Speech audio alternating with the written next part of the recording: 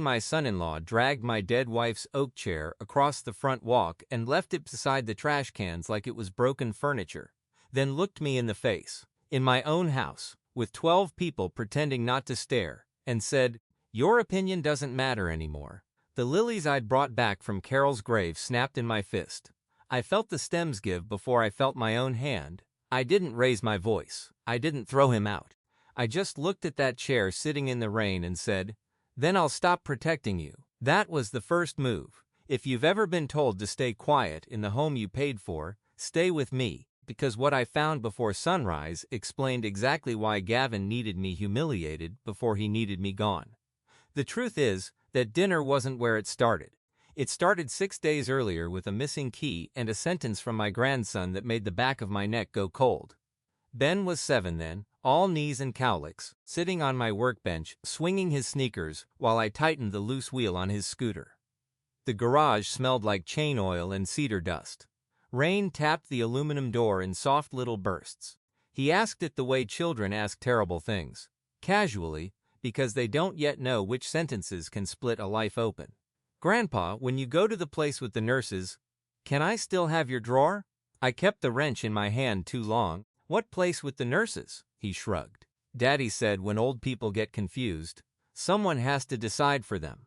Mommy said not to say it yet. There are moments when the world doesn't feel dramatic. It feels specific. A socket wrench in your palm. A smear of black grease on a child's shoelace. Rainwater crawling down the inside of a cloudy garage window. And one sentence that turns every harmless thing around it into evidence." I asked Ben where he'd heard that. He pointed toward the kitchen with that careless little thumb. "Last night, when you were asleep." I should tell you who I was then, because people like Gavin count on the world filling in the wrong picture. I was 64, widowed 5 years, a father before anything else, even before I'd been a husband if I was honest with myself. My daughter Anna was 35, a pediatric nurse with tired eyes and a good heart that had become, over the years, too willing to call endurance maturity. I had built the house we were living in with my own hands when she was 4, and Carol was pregnant with the son we lost halfway through winter.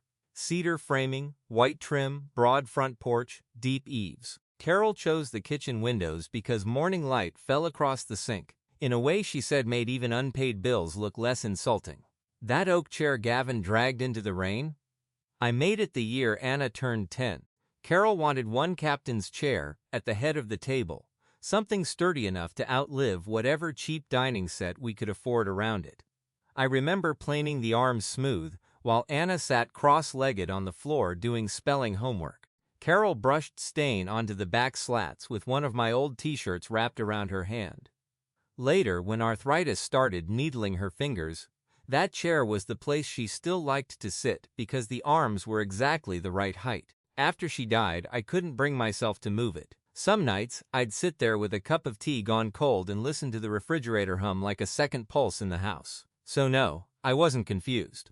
I wasn't helpless. I was lonely sometimes, and slower getting up from a low couch than I used to be. And I still talked to my wife when nobody was around. But my bills were paid, my yard was trimmed, my truck ran, and every hinge in that house closed properly because my hands had seen to it. Anna and Gavin moved in for 3 months, the year after Ben was born. That was what they said. Their condo had mold in one bathroom after a pipe burst in the unit above them. Insurance was dragging. Anna had gone back to night shifts too early because Gavin's income had gotten unpredictable, which was his polished way of saying he made money in streaks and excuses in bulk.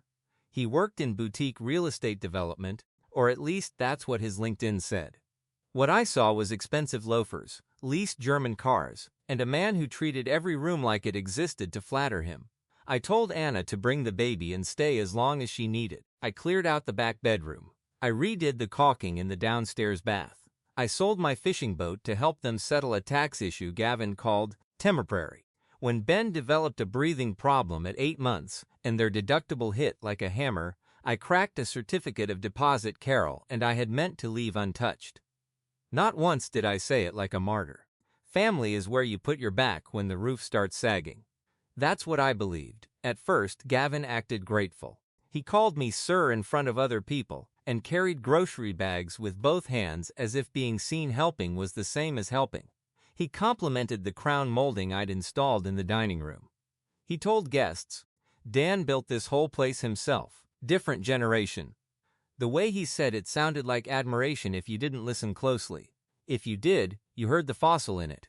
Then little things changed. A framed photo of Carol in her yellow raincoat disappeared from the piano and reappeared in the upstairs hallway. My cast iron pan got shoved behind 3 white ceramic skillets no one actually used. The cedar chest at the foot of my bed became too heavy for the room and ended up in the basement under Gavin's boxed trade show banners. He said these things with a smile. "Just opening the space up, Dan. Cleaner lines. Brighter flow." He had a talent for making erasure sound like improvement. What made Anna dangerous in all of this wasn't cruelty. It was fatigue. A person who works 12-hour shifts with sick children and comes home to laundry, a mortgage problem, a husband who speaks in persuasive little summaries. She can start agreeing to things just to keep one more argument from growing teeth. I watched it happen in inches. Maybe Gavin's right about the office setup. Maybe we should simplify the pantry. Maybe the downstairs room makes more sense for you, Dad, fewer stairs. The first time she said that, I laughed because I thought she was joking. The second time, I noticed she didn't laugh with me. Still, even then, I didn't think they were planning anything. I thought Gavin was one of those men who slowly colonize whatever kindness lets them in. A bad trait. Not yet a criminal one. Then I opened my desk drawer and realized the brass key I kept taped under the inside lip was gone. It was a ridiculous hiding place. Carol used to tease me about it. "Any burglar over 6 years old will find that, Danny." But the drawer itself was old and temperamental, and the key was more habit than security. Inside I kept warranty papers, tax folders, Carol's recipes in a green accordion file, and the deed packet from when we refinanced after Anna's nursing school tuition outran what our savings could handle. Nothing looked missing. That was the worst part. The folders were there. The green file sat where it always sat, but there was a smell in the drawer that didn't belong to me. Gavin's sharp cologne, all pepper and synthetic cedar, the kind that announces itself before a man does. I stood there with the drawer open, and a strange embarrassment passed through me, like I'd walked into my own room and found fingerprints on my pillow. That evening I said lightly, "Anybody been in my desk?" Anna looked up from cutting strawberries for Ben's lunch. "Why?" "Because the key moved." Gavin didn't even turn from the espresso machine. "You probably moved it yourself." There are tones people use when they want your reality to become negotiable. Soft, efficient, almost bored. I said, "I didn't." He took a sip from a mug I'd bought in Acadia 20 years earlier and shrugged. "Then maybe it's time to stop hiding important papers in antique furniture." I watched Anna then, not him. She kept slicing strawberries. "Dad, no one's after your papers." That should have comforted me. It didn't. Innocent people usually say, "What papers?" or "That's weird." Only guilty or pre-briefed people skip straight to the accusation they were expecting. I wish I could tell you I confronted them right then and saved myself weeks of poison. I didn't. I told myself I was being proud, territorial, old. I took the coward's version of patience because part of me still needed my daughter not to be in on anything ugly. But the house had started making a new kind of noise around me. Whispering cut off when I came down the hall. My printer warm when I hadn't used it. A memory care brochure in the recycling under coffee grounds and eggshells. A manila envelope on the kitchen island with my full name typed on a white label, gone by the time I came back from bringing in groceries. Then there was the conversation I heard through the cracked mudroom window. Gavin was out back on the phone, pacing the stone path I'd laid the summer Anna learned to ride a bike. He had that tense, pleasant voice he used when he wanted to sound reasonable while doing something cruel. "I know," he said, "but if capacity becomes an issue, we can move faster." He paused. "No, Anna will sign. She just needs it framed the right way." I didn't hear the rest because my own pulse got loud enough to blur the words. I remember gripping the wet edge of the sink. I remember a drop of water creeping off my sleeve and darkening the old pine floorboard near the radiator. I remember thinking, with absolute clarity, "He is talking about me." Even then, I didn't go storming outside. I did something smaller and, in its own way, sadder. I started keeping notes, dates, times, phrases. Tuesday, 4:10 p.m. brochure in recycling. Wednesday, 8:40 p.m. heard capacity and Anna will sign. Thursday, desk drawer smelled like cologne. That's what betrayal does when you're decent. It turns you into your own witness, because nobody else in the room has volunteered. A few nights later, Anna asked if I'd had any dizzy spells. I nearly laughed, but something in her face stopped me. Not guilt. Concern, real enough to hurt. No, you left the freezer open this morning.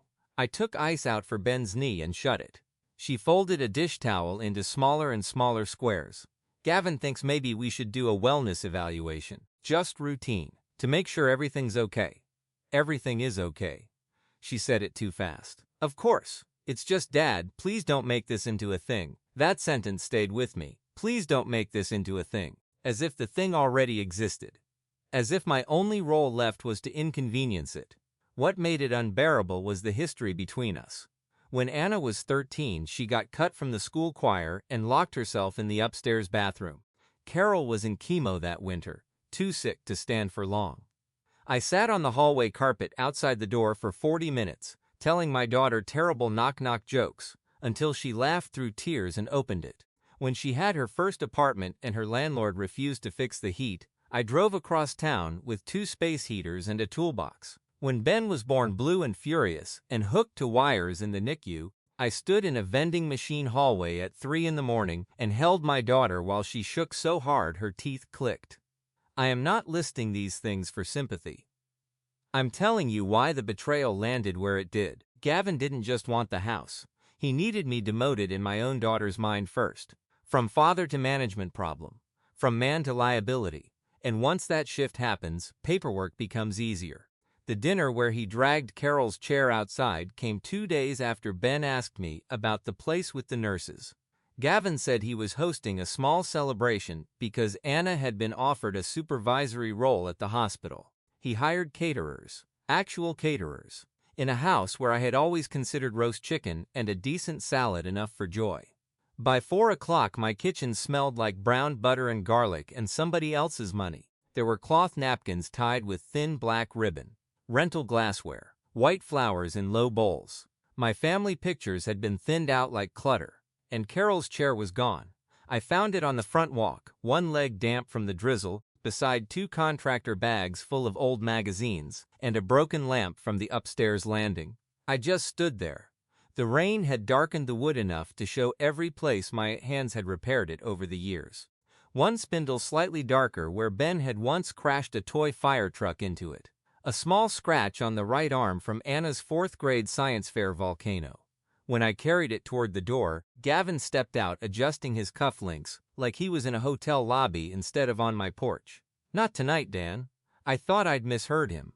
Excuse me, it doesn't fit the room the way we're staging it. We're staging it. I looked past him and saw my own dining room through the open hall. Candles, polished silver. People in pressed clothes drifting around the kitchen island with drinks. I said, this was Carol's chair. He lowered his voice and smiled, which somehow made it filthier. And tonight is about Anna. Let's not drag sentiment into everything.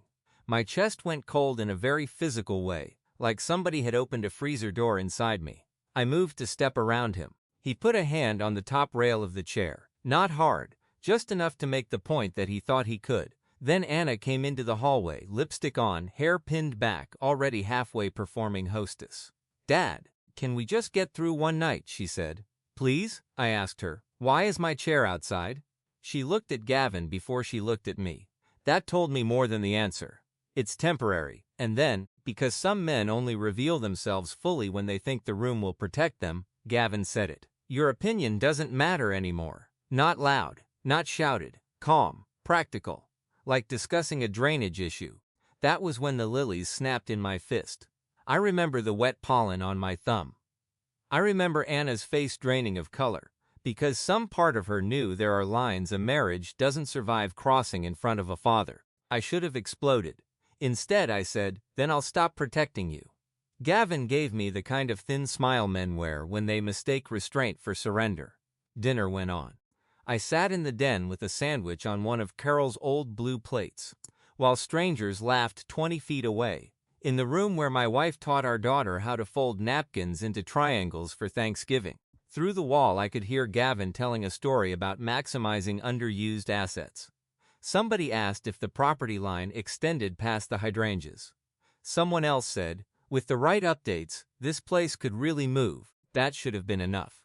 But the part that finally cleared my head came later, after the last guest left and the house smelled like red wine, extinguished candles, and rain blown in from the porch.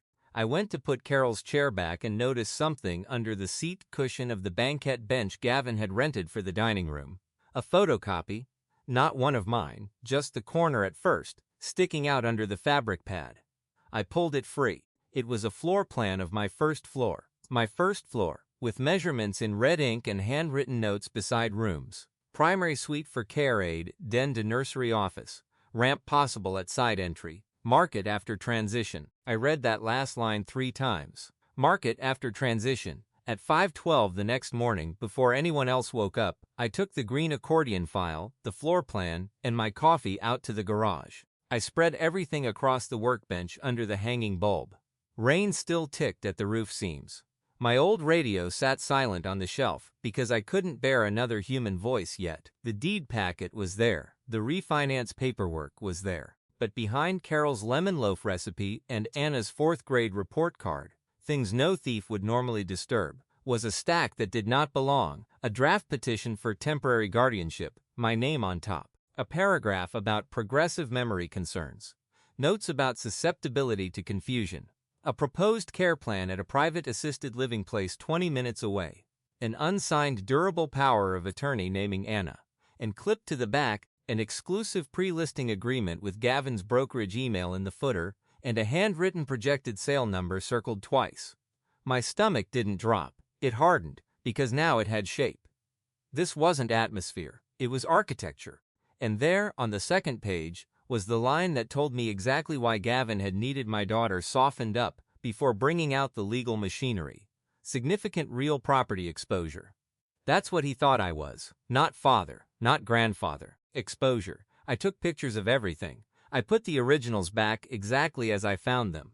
Then I called the one person in town who had once scared a contractor into paying Carol for a botched cabinet install within 48 hours. Meera Patel, an estate lawyer with steel gray hair and the kind of eyes that look like they've already finished your excuse before you start telling it. She had me in her office at 9. When I laid the papers out on her conference table, she didn't say, "This is probably nothing," she said. "Has anyone taken you to a doctor they chose? No, changed your banking access, maybe intercepted mail? I don't know." She leaned back slowly. "Then listen carefully. A draft isn't a filing, but it's intent. And if they're building a paper trail to question your capacity, you do not confront them empty-handed." I asked the question I hadn't wanted to say aloud. "Can my daughter really do this?" Mira's face softened. "Just a fraction. A frightened child can sign almost anything if the person beside them speaks fluently enough." I laughed once through my nose. Not because anything was funny. Because that sentence explained 10 months of my life. We spent 2 hours making a plan. She had me call my doctor for a same-week cognitive screening and general exam just to cut off the easiest future lie. She told me to restore every bank alert and change every password. She drafted a letter revoking any unauthorized access to my financial records. She told me to keep my routine normal, to say nothing, and to start documenting anyone who entered private rooms or touched legal papers without my consent. I left her office with a folder on my lap, and something I hadn't felt in weeks, to write. But people like Gavin don't just sit politely while control slides away from them. That night, I opened my email and found that my utility account recovery address had been changed 2 weeks earlier. Not to Anna, to a Gmail address with Gavin's name in it.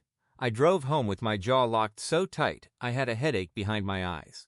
When I walked in, Gavin was helping Ben glue together a cardboard model bridge at the kitchen island, talking in that warm fatherly tone he wore like a tailored jacket whenever witnesses were present.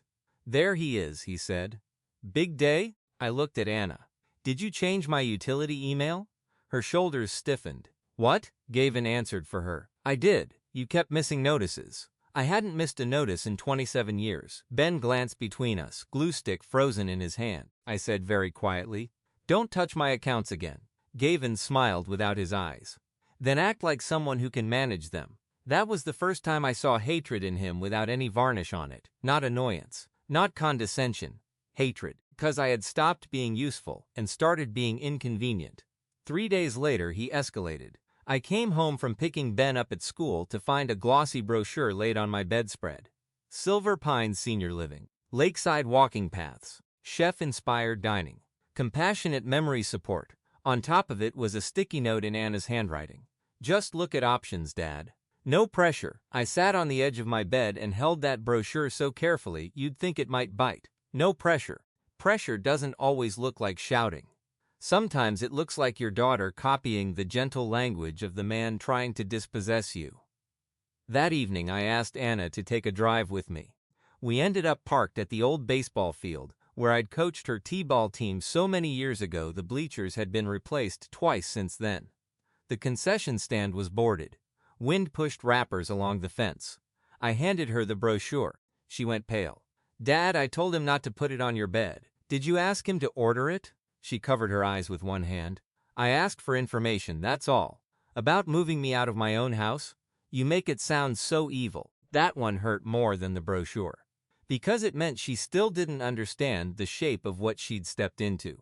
I said, then make it sound better for me. She stared through the windshield. He says you're forgetting things.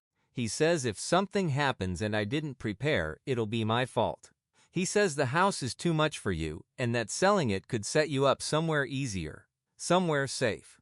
The word safe came out of her mouth like it had been rehearsed. I turned toward her. Do you believe I can't live alone? Her eyes filled. I believe you won't admit when you need help. That was when I understood the real damage Gavin had done. He hadn't convinced her I was incapable. He'd convinced her that questioning his version of events was irresponsible. I could have shown her the draft guardianship papers right then. I didn't. Because Mira had warned me that once cornered, a man like Gavin would burn whatever bridge he stood on if it meant controlling the smoke, so I said only this.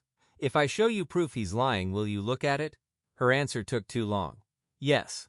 Not I promise. Not of course, yes. On Friday night, my phone rang at 10:38, unroll number. I almost let it go to voicemail, but something in me had become allergic to mystery. Daniel Reeves? Yes, a pause. Older male voice. Controlled, embarrassed. This is Richard Mercer, Gavin's father. I stood up so fast the porch swing behind me knocked the siding. We didn't know each other well. Richard had always lived 2 towns over and kept a measured distance from Gavin's household. Polite holidays, short visits, kind of father-son relationship that leaves a lot unsaid until it rots. I'm sorry to call this late, he said, and I'm even sorrier for why I'm calling. The porch light drew moths in frantic little circles around my head. He went on. I need to apologize to you. My son used old templates from my retired law office without my permission. He told me he was helping a client prepare elder care materials. A courier envelope came to my house by mistake today with your name on it. I opened it because I recognized the file code. Every part of me went still. What was in it? Draft guardianship language, a proposed listing summary, and a debt extension letter addressed to Gavin. That last part hit with a different kind of force. What debt? Richard exhaled through his nose, disgusted at his own blood. A private bridge loan tied to a land deal that failed in March. If he doesn't cover it by the end of the month, they sue. Your house would solve several of his problems at once. There it was. Not concern, not safety, not family planning. A deadline with my address attached to it. Richard's voice lowered. I should have seen him for what he was sooner. That's on me. But I won't help him do this. If you need a statement, I'll give one. If you need the envelope, I have it. I gripped the porch post hard enough to feel splinters. Does Anna know? I doubt she knows the debt. She may know pieces of the care plan. Gavin has always preferred partial truths. They travel farther. I laughed once, sharp and joyless. That sounds like him. Richard was quiet for a second. Then he said the sentence that broke whatever pity I still had left for Gavin. He also took my notary seal. I closed my eyes, because that meant he hadn't just manipulated. He had forged. Richard said, I'm filing a theft report in the morning. I wanted you to hear it from me first. After we hung up, I stayed on the porch a long time listening to the summer insects in the shrubs and the faint hum of traffic from the county road. There are nights when grief comes back for your wife, and there are nights when grief changes clothes and becomes instruction. Carol had a way of looking at a problem until all the feelings burned off it, and the structure underneath showed itself. I could almost hear her voice. Stop wishing he were better, Danny. Start dealing with who he is. By sunrise, I had Mira met with Richard that same afternoon. By evening, she had copies of the misdirected courier packet, the debt letter, and a signed statement about the stolen notary seal. My doctor's evaluation came back clean. Memory normal, judgment intact, blood pressure a little high for reasons I could have explained in one word and one face. Then Gavin made his mistake. He invited people. He told Anna they were having a family planning dinner on Sunday, and that a few friends would stop by after. What he didn't know was that Ben had started telling me everything in the innocent, devastating way children do. Daddy says if it goes good tonight, we get the new house with the stairs in the middle. The new house, so it was farther along than even Richard knew. Gavin had already promised a future built from mine. I said yes to dinner. I shaved. I ironed a blue shirt Carol used to like on me because it made my eyes look less tired. I went to the garage and wiped down the arms of the oak chair myself before carrying it back to the dining room. Gavin saw me and forced a smile. Still doing this? Yes, I said. I'm done letting people move my dead wife for convenience. His jaw twitched. He left the chair where I put it. At 6:30, the guests arrived. Not just friends. A local mortgage broker Gavin played golf with. A woman from Anna's hospital auxiliary board. One older couple I recognized from Gavin's church. And 15 minutes late, a man in a navy blazer carrying a leather folio who introduced himself as Tom. He wasn't family, he wasn't social. He looked around the dining room with the assessing eyes of a buyer, trying not to look like one. Gavin had brought a witness pool. Maybe he thought public pressure would make me sign quickly. Maybe he thought older men fear embarrassment more than theft. He was half right. I did fear embarrassment. I had simply gotten more afraid of disappearing. Dinner began with salmon, asparagus, and the careful clink of expensive cutlery against plates I'd eaten meatloaf from for 20 years. Conversation drifted over school districts, interest rates, pediatric staffing shortages. Gavin floated from topic to topic like a man already spending money he hadn't stolen yet. Then dessert came out, and with it, the folder cream paper. My name on top. He set it beside my coffee cup with 2 fingers, like this was a favor. Before everyone leaves, he said, smiling around the table. Anna and I wanted to talk through a practical next step for Dan's comfort and the property's future. Nothing dramatic, just responsible planning. I heard Anna inhale. He hadn't told her he was doing it this way. Good, let the betrayal show its own face. I didn't touch the folder. Open it, Dad, Anna said softly, but her eyes were on Gavin, not me. Gavin rested a hand on the back of her chair, ownership disguised as support. It's just paperwork, he said. Power of attorney, transitional care options, and a listing strategy for when the time comes. Everybody here knows how important it is to get ahead of these things. Tom in the blazer lowered his fork. The room changed temperature. I looked down at the top page, durable power of attorney. Under it, if I shifted the paper slightly, I could see the phrase residence transition authorization. Not after the doctor. Not after a family conversation. Now I set my napkin on the table. Then I looked at Anna and asked, "Did you know he invited a buyer to dinner?" Silence. Gavin answered too fast. "Tom's a friend." Tom made the smallest face. Not enough to be obvious. Enough for me. I turned to Tom. "Are you here as a friend or because my son-in-law told you my house would be available by September?" Tom froze with the wrong expression for an innocent man. The auxiliary board woman stopped chewing. The mortgage broker stared into his wine. Gavin leaned forward, voice turning clipped. "Dan, don't do this." I finally opened the folder, lifted the first page high enough for everyone to see the title, and said, "Then tell them why your care plan includes my bedroom, a market timeline, and a property valuation." Anna went white. "What?" I reached under my chair and brought up the green accordion file I had taped beneath the seat an hour earlier. Not because I enjoy theatrics. Because I had learned from the best manipulator at my table that people notice evidence more when it arrives from an unexpected place. I laid the floor plan down first, then the draft guardianship petition, then the pre-listing agreement, then the debt extension letter Richard had copied. Each paper landed with a soft slap on the tablecloth. The mortgage broker muttered, "Jesus." Gavin stood so quickly his chair legs scraped the hardwood. "You went through my files?" I laughed at that. I actually laughed. Your files? These were hidden in my legal papers in my house, about my life. Anna grabbed the debt letter before he could. Her eyes ran left to right, then back again. Gavin, she whispered, what is this? He switched tactics instantly. That was his real talent, not confidence. Private business, he said. Irrelevant. I said, read the amount. She did. Color left her face so completely I thought she might faint. Tom rose from his chair. I think I should go. No, I said without raising my voice. Stay. Since you were invited to eat off my plates while my son-in-law tried to sell my house around me, you can hear the ending. That landed. So did the doorbell. Gavin actually flinched. Ben, from the den, shouted, I got it. And Anna said, too sharply, no. I stood first and went to the front hall myself. When I opened the door, Richard Mercer stood there in a dark sport coat, looking like a man who'd chosen shame over cowardice, and still wasn't proud of either option. Beside him was Mira, carrying a leather case. At the foot of the porch steps waited a uniformed deputy, hands clasped in front, neutral as winter. I stepped aside. Richard came in, saw the table, saw the papers, saw his son, and whatever last illusion he'd been carrying seemed to die right in his face. I see we're on time, he said. Gavin's voice cracked. Dad, what the hell are you doing here? Richard ignored him and looked at Anna first. Anna, I am sorry. I should have called sooner. Then he turned to me. Daniel, I'm apologizing in front of everyone the way I should have apologized on the phone. My son used documents from my former practice without authorization. He took my notary seal. He represented this property transfer as a care necessity when it was a debt solution. I've given counsel copies of everything I had.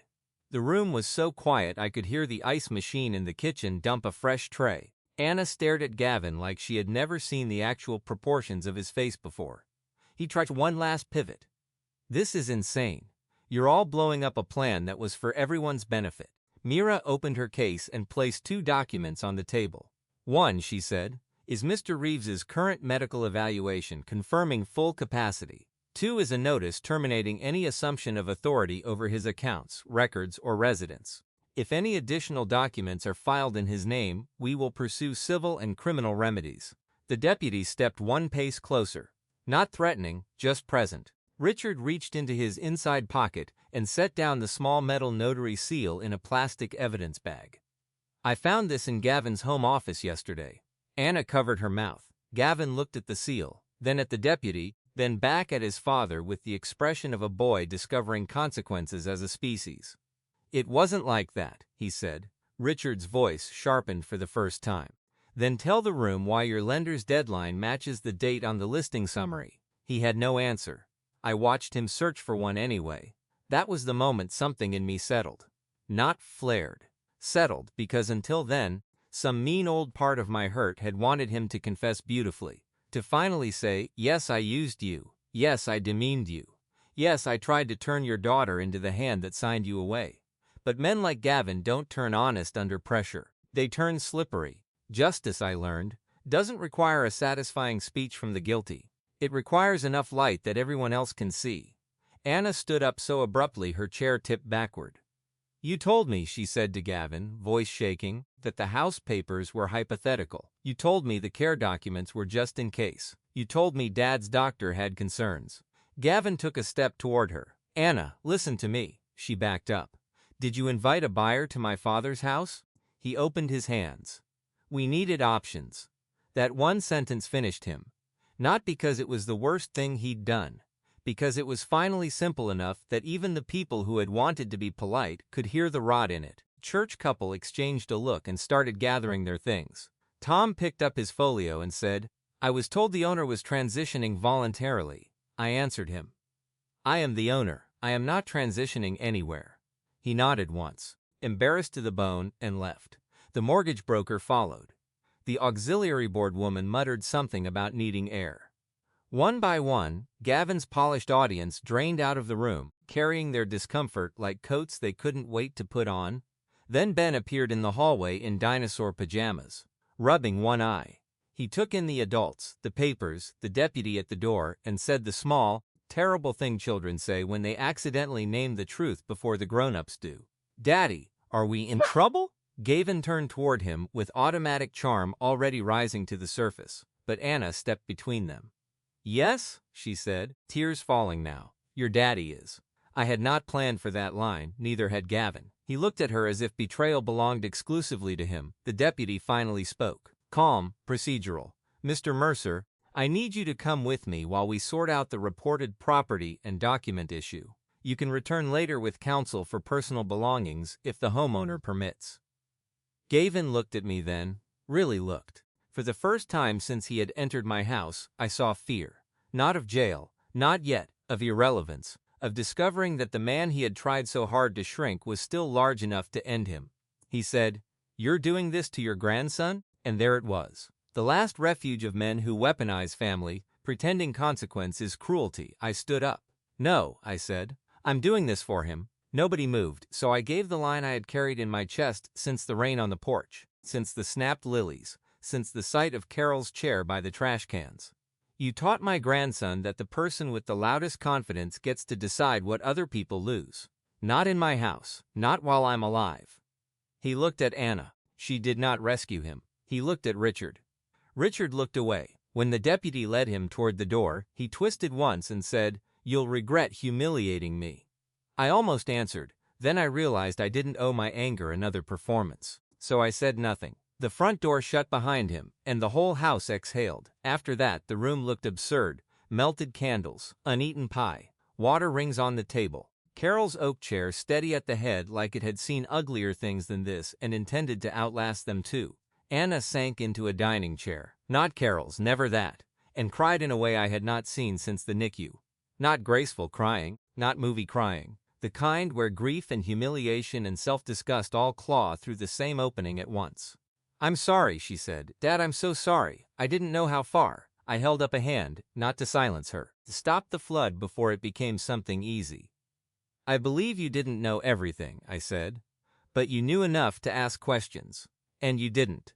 That landed harder than shouting would have, because it was true. Richard stood near the doorway looking suddenly older than I'd ever seen him. "I'll cooperate with whatever counsel needs," he said. "And for what it's worth, Daniel, I am ashamed." I nodded. "Thank you for calling." He gave one tight, miserable smile. It was the first decent thing I'd done about him in years. Mira stayed long enough to walk me through the next steps.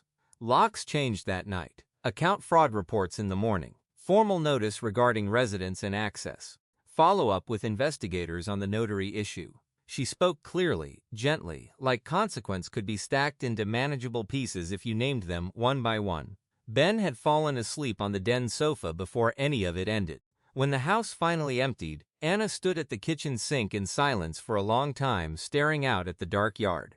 "Can I stay tonight?" she asked without turning around. "Just me and Ben, on the downstairs bed. I'll leave if you want." The old version of me would have answered from instinct. The new one answered from structure. "Tonight, yes. Tomorrow we talk boundaries." She nodded and cried harder. That was the beginning of the part people don't make viral videos about. Paperwork statements. Passwords. 2 locksmith visits because Gavin had copied more keys than I knew. A detective with tired shoes photographing the office upstairs where Gavin kept lender letters in a drawer beside Ben's construction paper. 3 weeks later, Anna found out he had also opened a line of credit against her name without telling her. That, more than anything said, finished the marriage. There was no dramatic courthouse collapse. No cinematic confession on the church steps.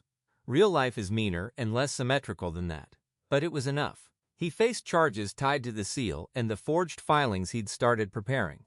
His lender sued. People in his carefully watered circle learned exactly why his family transition opportunity had vanished. He lost his lease car. He lost the broker partnership he kept bragging about.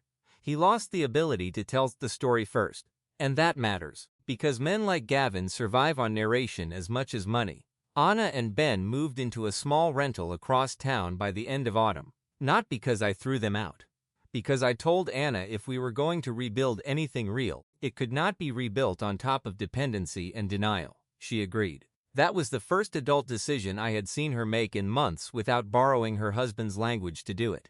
She came by on Sundays at first. No speeches. No begging, just ordinary repair. She brought soup one rainy afternoon and repainted the scuffed trim in the hall where moving boxes had scraped it. She found Carol's yellow raincoat in the basement cedar chest and hung it back in the front closet. Once, while washing dishes after dinner, she said, "I kept telling myself peace was the same as patience." I dried a plate and said, "A lot of people do." Ben recovered fastest, as children will, when adults finally stop lying in the room around them. He asked direct questions and accepted direct answers. Did Daddy do something bad? Yes. Do you still love Mommy? Always. Are you staying here? Yes. That last one mattered most to him. To me too, if I'm honest. Winter came. Then spring. I put the garden back in the way Carol liked it. Tomatoes against the south fence. Basil near the steps. Marigolds where rabbits got too brave. I took the Silver Pines brochure, still folded in the bottom drawer where I had kept it as a reminder, and fed it through the shredder one slow, satisfying sheet at a time. Richard called once more in April. Not because he wanted absolution. You could hear in his voice that he knew better. He just said, "I thought you should know," I testified. I thanked him. Then he said something that stayed with me. He learned his worst habits from the spaces where I stayed silent. I'm done confusing silence with love. After we hung up, I sat in Carol's chair for a long time thinking about fathers and the damage we excuse because we can't bear to call it by its name. I had almost made my own version of that mistake, not by being cruel, by being so determined to keep my daughter close that I nearly agreed to being diminished in front of her. There's a lesson in that I paid for dearly. If you let people buy peace with your dignity, they will come back with smaller and smaller prices until you are the item being sold. The following Thanksgiving was the first one back at my table that felt honest. Not perfect. Honest. Anna made sweet potatoes. Ben set out napkins crooked and proud. The guest list was short by design. No performance, no rented glassware, no strangers appraising the square footage between bites of pie. Before dinner, Ben carried Carol's old oak chair away from the wall and asked, "Grandpa, does this go here?" He was big enough now to lift one side by himself. I put my hands on the other armrest. "Yeah," I said. "Right there." We set it at the head of the table together. The wood still had that tiny darker patch where a toy fire truck had rammed it years ago. The right arm still held the scratch from Anna's science fair volcano. If you ran your thumb under the left rail, you could feel the place where Carol once dripped stain and laughed because she said all handmade things deserve one honest flaw. I sat down. The chair creaked the way it always had. For a second nobody spoke. Then Anna put the turkey on the table, looked at me, and said, "Dad," I knew what she was trying to ask. Not whether I forgave her all at once. Not whether the past had been erased. Just whether this room still belonged to something worth saving. So I answered the question underneath the question. Let's eat. And that old chair, the one my son-in-law left in the rain like it no longer mattered, still holds me every evening. Some nights it creaks. Some nights Ben spins in it when he thinks I'm not looking. Some nights Anna sits beside me after dinner and tells me the truth the first time. That's all I wanted in the end. Not revenge. Not speeches. Not even the satisfaction of watching Gavin lose the story he tried to write with my life. Just this, a table that stayed mine. A daughter who learned the difference between peace and surrender. A grandson who will grow up knowing love does not sound like, "Your opinion doesn't matter anymore." And an old oak chair, back where it belongs, holding the weight of a man who finally stopped letting other people decide when he was supposed to disappear.